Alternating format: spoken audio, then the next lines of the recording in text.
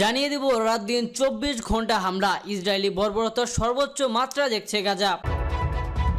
গাজার শিশু ও কিশোরদের হত্যার পরামর্শ দিচ্ছেন ইসরায়েলি রাষ্ট্রদূত, ভিডিওটি ভাইরাল।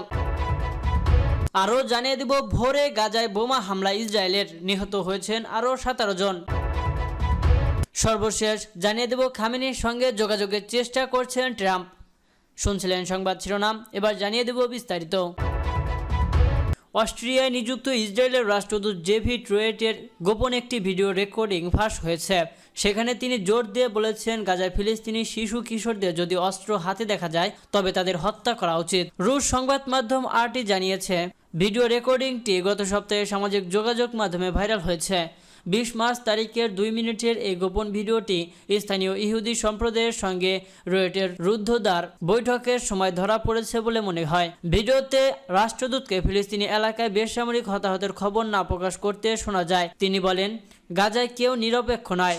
সেখানে যদি কেউ অস্ত্র হাতে থাকে, এমনকি 16 বছর বয়সী হলেও বা 17 বছর বয়সী কিশোরদের হাতেও যদি থাকে, তাকে হত্যা করা উচিত, তাকে শেষ করে দেওয়া উচিত। রয়টার পর সতর্ক করে বলেন, যদি ইউরোপীয় ইউনিয়ন পাগলামির পর্যায়ে গিয়ে গাজা পুনর্নির্মাণে সহায়তা দেয়, তাহলে ইসরায়েলকে আবারও গাজাকে ধ্বংস করতে হবে।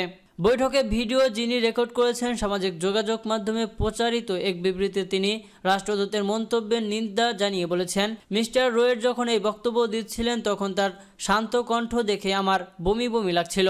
শিশুদের জন্য হত্যার পরামর্শ দেওয়ার সময় কেউ তাকে বাধা দেয়নি। তিনি আরও বলেন, এটা আমাকে ভাবতে বাধ্য করেছে যে যখন পরিবর্তন আনার ক্ষমতার সম্পন্ন ব্যক্তিরা যুদ্ধাপরাধকে সমাধান হিসেবে দেখে, তখন এই বিষয়টি কতটা খারাপ হয়ে যায়। যদিও রাষ্ট্রদূত রোয়েট এখনও এই রেকর্ডিং এর বিষয়ে কোনো মন্তব্য করেননি। এই ঘটনাটি গাজায় ক্রমবর্ধমান ইসরায়েলি সহিংসতার মধ্যে ফাঁস হলো। অবরুদ্ধ গাজা উপত্যকায় আবারও বোমা বর্ষণ করেছে ইসরায়েলি বাহিনী। এতে অন্তত 17 জন নিহত হয়েছেন, আহত হয়েছেন আরও অনেকেই। মঙ্গলবার ভোরে ইসরায়েলি বাহিনী গাজায় এই হামলা চালায়। ফিলিস্তিনের স্বাস্থ্য কর্তৃপক্ষ বরাত দিয়ে জানিয়েছে, সোমবার গাজায় ইসরায়েলি হামলায় অন্তত 65 জন নিহত হয়েছেন। একই সময়ে মিশর ফিলিস্তিনের এই ভূখণ্ডে যুদ্ধবিরতি ফেরাতে নতুন একটি প্রস্তাব দিয়েছে মিশর। ইসরায়েল এখনও সেটি আনুষ্ঠানিকভাবে গ্রহণ করেনি। গাজায় যুদ্ধবিরতি গত 19 জানুয়ারি শুরু হলেও 18 মার্চ ইসরায়েল হামলা শুরু করে, যা থেকে এ পর্যন্ত গাজায় প্রায় 700 মানুষের মৃত্যু হয়েছে, যাদের মধ্যে অন্তত 400 জন নারী ও শিশু। হামাস জানিয়েছে তাদের বেশ কয়েকজন শীর্ষ কর্মকর্তা হামলায় নিহত হয়েছেন। মিশরের দেওয়া প্রস্তাব থেকে জানা যায়, হামাস প্রতি সপ্তাহে 5 জন ইসরায়েলি জিম্মিদের মুক্তি দেবে। ইসরায়েলের প্রথম সপ্তাহের শেষে যুদ্ধবিরতির দ্বিতীয় ধাপ বাস্তবায়ন করবে। বর্তমানে হামাসের হাতে 59 জন জিম্মি রয়েছেন, যাদের মধ্যে 24 জন জীবিত আছে বলে ধারণা করা হচ্ছে। দেশটির নিরাপত্তা কর্মকর্তাদের মতে, মিশরের প্রস্তাবে যুক্তরাষ্ট্র ও হামাস সম্মত হলেও ইসরায়েল এখনও আনুষ্ঠানিকভাবে কোনো দিন নেই রাত নেই গাজায় বিরামহীনভাবে চলছে ইসরায়েলি হামলা। সময় যত যাচ্ছে তত বাড়ছে নৃশংসতার পরিমাণ। 18 মার্চ থেকে পুনরায় হামলায় ইসরায়েলি বর্বরতার সর্বোচ্চ মাত্রা দেখছে গাজা। স্থল বিমান থেকে শুরু করে সব দিক থেকে চলছে ইসরায়েলের বিধ্বংসী আগ্রাসন। সোমবার ভোর থেকে ইসরায়েলের রাতারাতি হামলায় 61 ফিলিস্তিনি নিহত হয়েছে। ইসরায়েলের হামলায় সোমবার টার্গেট করা হয়েছিল দক্ষিণাঞ্চলীয় শহর খান ইউনুস। বিমান হামলায় অন্তত 3টি মসজিদ মাটিতে মিশিয়ে ফেলা হয়েছে। এছাড়াও একই হামলায় পুড়ে গেছে 5টি গাড়ি। একই দিনে আজ জাওয়াইদার শহরে আরেকটি বেসামরিক যানকে লক্ষ্যবস্তু করা হয়েছিল। তবে এ ঘটনায় কোনো হতাহতের খবর পাওয়া যায়নি। বেসামরিক নাগরিকদের কোনো সতর্কবার্তা ছাড়াই চালানো হচ্ছে হামলা। এছাড়াও পুরো স্ট্রিপ জুড়ে ইসরায়েলিদের সেনাদের স্থল হামলা অব্যাহত রয়েছে। রাফা হতে বিচ্ছিন্ন হয়ে পড়েছে যোগাযোগ ব্যবস্থা। আল জাজিরার প্রতিবেদন থেকে জানা গিয়েছে, ইসরায়েলি গোলাবর্ষণের মধ্যে গাজার নুসিরাত ক্যাম্পের উত্তরে আল মুগরাক্কা এলাকায় অন্তত 2 জন নিহত হয়েছে। আবার গাজার নাসের হাসপাতালে হামাস নেতা বারহম সহ অন্তত 2 জন নিহত হয়েছেন। এদিকে হামাসের একজন কর্মকর্তা দ্য অ্যাসোসিয়েটেড প্রেসকে বলেছেন, তারা থেমে থাকা যুদ্ধবিরতি এবং জিম্মি আলোচনাকে পুনরুজ্জীবিত করার লক্ষ্যে একটি মিশরীয় প্রস্তাবে ইতিবাচক প্রতিক্রিয়া জানিয়েছে। নাম প্রকাশে অনিচ্ছুক একজন মিশরীয় কর্মকর্তা বলেছেন, এই পরিকল্পনায় হামাস 5 জনকে জিম্মিকে মুক্তি দেবে, যার মধ্যে একজন আমেরিকান ইসরায়েলি নাগরিকও রয়েছে। এর বিনিময়ে ইসরায়েল 1 সপ্তাহের যুদ্ধবিরতিতে সম্মত হয়েছে। পাশাপাশি গাজায় অবরুদ্ধ গাজা উপত্যকায় আবারও বোমা বর্ষণ করেছে ইসরায়েলি বাহিনী। এতে অন্তত 17 জন নিহত হয়েছেন, আহত হয়েছেন আরও অনেকেই। মঙ্গলবার ভোরে ইসরায়েলি বাহিনী গাজায় এই হামলা চালায়। ফিলিস্তিনের স্বাস্থ্য কর্তৃপক্ষ বরাত দিয়ে জানিয়েছে, সোমবার গাজায় ইসরায়েলি হামলায় অন্তত 65 জন নিহত হয়েছেন।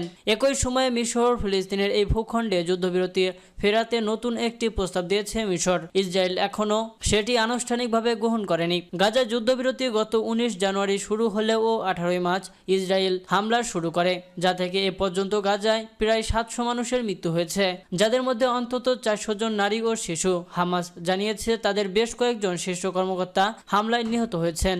মিশরের দেওয়া প্রস্তাব থেকে জানা যায় হামাস প্রতি সপ্তাহে 5 জন ইসরায়েলি জিম্মিদের মুক্তি দেবে। ইসরায়েলের প্রথম সপ্তাহের শেষে যুদ্ধবিরতির দ্বিতীয় ধাপ বাস্তবায়ন করবে। বর্তমানে হামাসের হাতে 59 জন জিম্মি রয়েছেন, যাদের মধ্যে 24 জন জীবিত আছে বলে ধারণা করা হচ্ছে। দেশটির নিরাপত্তা কর্মকর্তাদের মতে মিশরের প্রস্তাবে যুক্তরাষ্ট্র ও হামাস সম্মত হলেও ইসরায়েল এখনও আনুষ্ঠানিকভাবে কোনো সাড়া দেয়নি। হামাসের পক্ষ থেকেও এই প্রস্তাব সম্পর্কে নিশ্চিত কিছু বলা যায়নি, তবে মধ্যস্থতাকারীদের সঙ্গে আলোচনা চলছে। মিশরের প্রস্তাবে গাজা থেকে ইসরায়েলের সেনা পুরোপুরি প্রত্যাহারের সময়সূচি এবং যুক্তরাষ্ট্রের নিশ্চয়তা দেওয়ার বিষয়টি অন্তর্ভুক্ত রয়েছে। এই বিনিময়ে হামাস জিম্মিদের মুক্তি দেবে। অন্যদিকে রাফা নগরীর স্থানীয় কর্তৃপক্ষ জানিয়েছে ইসরায়েলি বাহিনীর টেল আল সুলতান এলাকায় প্রবেশ করার হাজারো মানুষ আটকা পড়েছে। খাবার পানি ও ওষুধ ছাড়াই ধ্বংসস্তূপের মধ্যেই দিন কাটাচ্ছে তারা। ফিলিস্তিনি নাগরিক সুরক্ষা সংস্থা জানিয়েছে রাফায় 50,000 মানুষ আটকা পড়েছে। জাতিসংঘের ফিলিস্তিনি শরণার্থী সংস্থা জানিয়েছে গাজায় সাম্প্রতিক হামলায় অন্তত 1,24,000 মানুষ বাস্তুচ্যুত হয়েছে। সংস্থাটি মানবিক বিপর্যয়ের আশঙ্কা প্রকাশ করে জানিয়েছে অবরোধ বন্ধ করতে হবে, কেননা এটি মানবিক বিপর্যয় সৃষ্টি করছে। ইরানের সর্বোচ্চ ধর্মীয় নেতা আয়াতুল্লাহ আল খামেনির সঙ্গে যোগাযোগের চেষ্টা করছেন মার্কিন প্রেসিডেন্ট ডোনাল্ড ট্রাম্প। যুক্তরাষ্ট্রের বিশেষ দূত স্টিভ উইকফ বলেছেন, সামরিক পদক্ষেপ এড়িয়ে কিভাবে ইরানকে আলোচনার টেবিলে আনা যায় তার চেষ্টাই করছে তারা। আর এই লক্ষ্যে ট্রাম্প ইরানের সর্বোচ্চ নেতার সঙ্গে আলোচনা করতে চান। যুক্তরাষ্ট্রের জনপ্রিয় টেলিভিশন চ্যানেল ফক্স নিউজে উইটকফ বলেছেন, আমাদের সবকিছু সামরিকভাবে সমাধান করার দরকার নেই। ইরানের প্রতি আমাদের সিগন্যাল হচ্ছে চলুন আলোচনায় বসি, কূটনীতির মাধ্যমে সঠিক সিদ্ধান্তে পৌঁছাতে পারি কিনা দেখি। তিনি আরো বলেন, যদি আলোচনার মাধ্যমে সমাধান হয় তাহলে এজন্য আমরা প্রস্তুত রয়েছি, কিন্তু কোনো সিদ্ধান্তে পৌঁছাতে না পারলে যে বিকল্প রয়েছে তা খুব ভালো নয়। যদিও প্রথমে ইরানকে দেখে নেওয়ার হুমকি দিয়েছিলেন ট্রাম্প, তবে এখন তিনি কিছুটা উল্টো সুরে কথা বলছেন বলে মনে হচ্ছে।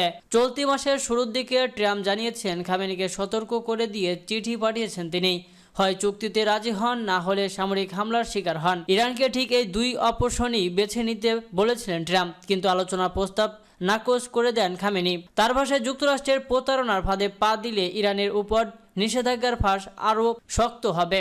অবশ্য ইরানের পররাষ্ট্রমন্ত্রী আব্বাস আরাকচি বৃহস্পতিবার ভিন্ন সুরে কথা বলেছেন। তিনি জানান, খুব শিগগিরই যুক্তরাষ্ট্রের চিঠির জবাব দেওয়া হবে। যদিও রোববার আরাকচি সতর্ক করে দিয়ে বলেন, ওয়াশিংটন তার চাপ দেওয়ার নীতি থেকে সরে না এলে যুক্তরাষ্ট্রের সঙ্গে আলোচনা অসম্ভব। যুক্তরাষ্ট্র যে ইরানকে পুরোপুরি পঙ্গু করে দেবে তার ইঙ্গিতও দিয়েছেন হোয়াইট হাউসের জাতীয় নিরাপত্তা উপদেষ্টা মাইক ওয়াল্টজ। তিনি জানান, ইরানের পরমাণু কর্মসূচি পুরোপুরি বন্ধ হয়ে যাক, যেটাই চাই যুক্তরাষ্ট্র। নিজেদের কর্মসূচি এমনভাবে বন্ধ করতে হবে ইরানকে যেন পুরো বিশ্ব তা দেখতে পায়। যদিও ইরান বারবার বলে এসেছে তার পরমাণু কর্মসূচি পুরোপুরি শান্তিপূর্ণ। গেল মাসে আন্তর্জাতিক পরমাণু শক্তি সংস্থার প্রধান রাফায়েল গ্রোসি জানান, ইরানের পরমাণু কর্মসূচিতে লাগাম টানার সময় খুব দ্রুত ফুরিয়ে আসছে, কারণ পরমাণু অস্ত্র বানানোর খুব কাছাকাছি পৌঁছে গেছে ইরান। এদিকে আলোচনার প্রস্তাব দিলেও ইরানের উপর নতুন নিষেধাজ্ঞা দিয়েছে যুক্তরাষ্ট্র।